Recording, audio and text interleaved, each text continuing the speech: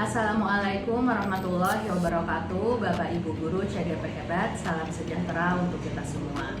Hari ini saya akan melakukan sebuah demonstrasi kontekstual berupa video kegiatan restitusi antara guru dan kepala sekolah dengan mengangkat permasalahan guru yang mengakhiri pembelajaran sebelum jam pulang sekolah berlangsung. Berikut adalah videonya. Selamat siang Bu Selvi, apa kabarnya hari ini? Alhamdulillah sehat, Bu. Alhamdulillah ya kalau begitu. Ibu, menurut Ibu apa alasan saya memanggil Ibu Silvi hari ini ke sini? Mohon maaf Ibu ya kalau itu mungkin saya kurang tahu tujuan Ibu memanggil saya saat ini. Begini ya Bu, saya tuh sudah memperhatikan Ibu beberapa kali. Ternyata dalam kurun waktu itu Ibu membubarkan kelas sebelum jam pulang sekolah berlangsung. Kalau boleh saya tahu apa hal yang membuat Ibu berbuat demikian? Oh iya Bu, sebelumnya saya mohon maaf, mungkin beberapa kali ke belakang saya memulangkan anak sebelum waktu pulang. Cuman saya mungkin punya alasannya, itu disebabkan kan saya tuh megang kelas kecil ya Bu, dimana dalam satu kelas itu ada berbagai macam anak dengan karakteristik yang berbeda-beda. Nah, itu membuat saya kesulitan untuk membuat kelas itu biar bisa kondusif, gitu, belajar biar bisa kondusif, anak-anaknya biar bisa kondusif juga gitu. Nah, kadang-kadang ada situasi yang membuat anak-anak itu yang satu misalnya satu ribut kemana, yang satunya lagi nangis. Nah, keadaan yang sangat kacau itu membuat saya memutuskan untuk lebih baik anak ini pulang karena dipaksakan belajar juga mungkin tidak akan kondusif. Seperti itu mungkin alasan. Gitu ya, saya paham. Tapi begini Bu, menurut Ibu apakah apa yang telah Ibu lakukan itu sesuai dengan kesepakatan sekolah kita? Mungkin kalau dengan kesepakatan sekolah kita itu jelas-jelas tidak sesuai Bu, yang mungkin juga saya melanggar aturan yang ada di sekolah kita gitu. Cuma ya keadaan itu membuat saya terpaksa untuk melakukan hal tersebut. Kalau begitu apakah Ibu sudah memiliki alternatif untuk mengatasinya Bu? Saya sempat terpikir sih Bu, apakah bisa misalnya anak ini saya bagi, karena kondisinya kan beda-beda nih, ada 6 atau 5, 6 anak di kelas saya. Apakah bisa misalnya anak ini saya shift gitu Bu, jadi misalnya 2 orang dengan karakteristik yang hampir sama pagi, nanti 2 orang berikutnya siang gitu. Saya sempat terpikir hal itu, cuman untuk itu pun kan perlu saya komunikasikan dulu dengan orang tua dan perlu saya tanyakan dulu ke ibu sebagai kepala sekolah gitu, apakah itu sesuai dengan apa yang biasa sekolah kita lakukan selama ini atau tidak. Baru itu Bu yang terpikir untuk saat ini. Alhamdulillah ya Ibu sudah memiliki alternatif. Saya kira alternatifnya bisa ya untuk dicoba ya Bu. Insya Allah. Kalau begitu semoga, saya mendoakan Ibu semoga lancar.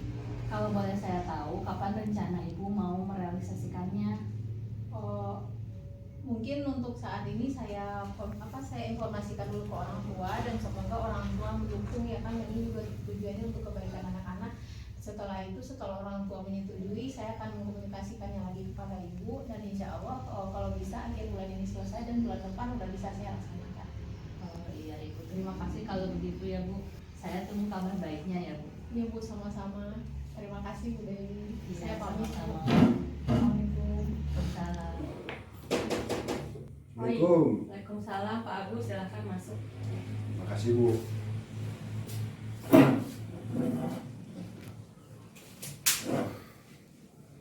Gimana Pak Agus kabarnya hari ini? Alhamdulillah Bu, baik Bu. Ya, kalau begitu saya mau tanya Bapak, kira-kira tahu nggak kenapa saya panggil Bapak hari ini? Nggak tahu Bu, tadi pas saya lagi istirahat tiba-tiba dikasih tahu sama Pak Guru kalau saya disuruh ke ruangan kepala sekolah.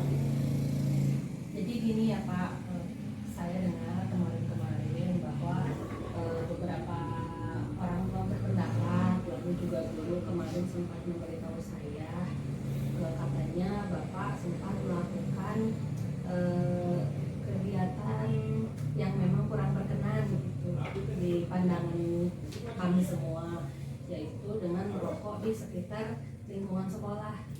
Ya.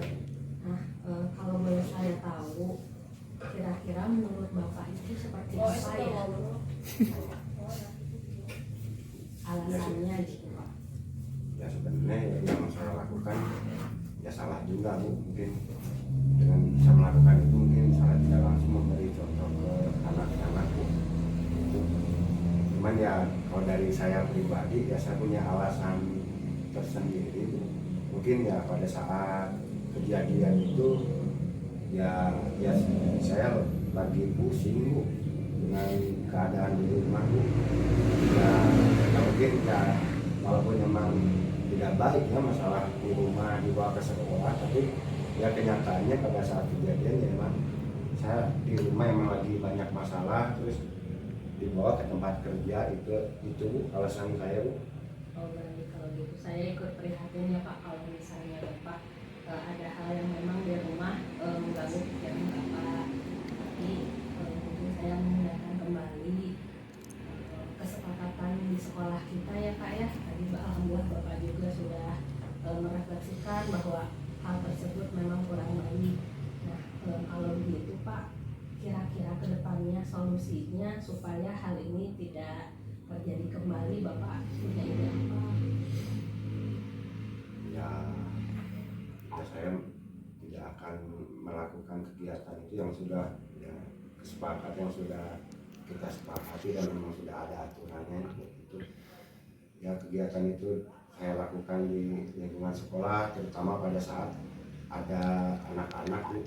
Ya saya juga memang cepat kepikiran sih saat pas tadi ngobrol dengan ibu, aduh gimana ya kalau misalkan anak-anak mencontoh perbuatan saya gitu. Ya saya juga merasa bersalah Bu, itu satu. Terus kedua ya saya mohon maaf Bu. Ya mungkin pada saat itu ya saya emang lagi pusing sekali gitu. Ya itu aja Bu. Ya saya tidak akan melakukan lagi, apalagi ya saya takut juga ditiru oleh anak-anak Bu. Ya mungkin kalau dari saya, kalau Bapak mau merokok di lingkungan sekolah, mungkin merokoknya di tempat yang memang disediakan untuk merokok ya Pak ya. Ya. Kalau begitu Bapak akan memulai kesepakatan untuk kita semua ini mulai kapan gitu Pak, supaya tidak terulang lagi. Apakah mungkin segera mungkin atau misalnya Bapak butuh waktu, kira-kira kapan Pak kesepakatannya akan kita lakukan? Ya itu kan kesepakatan yang memang sudah lama kita sepakati Bu. Dengan adanya kejadian ini ya saya akan melakukan segera mungkin, insya Allah mulai besok gitu Bu.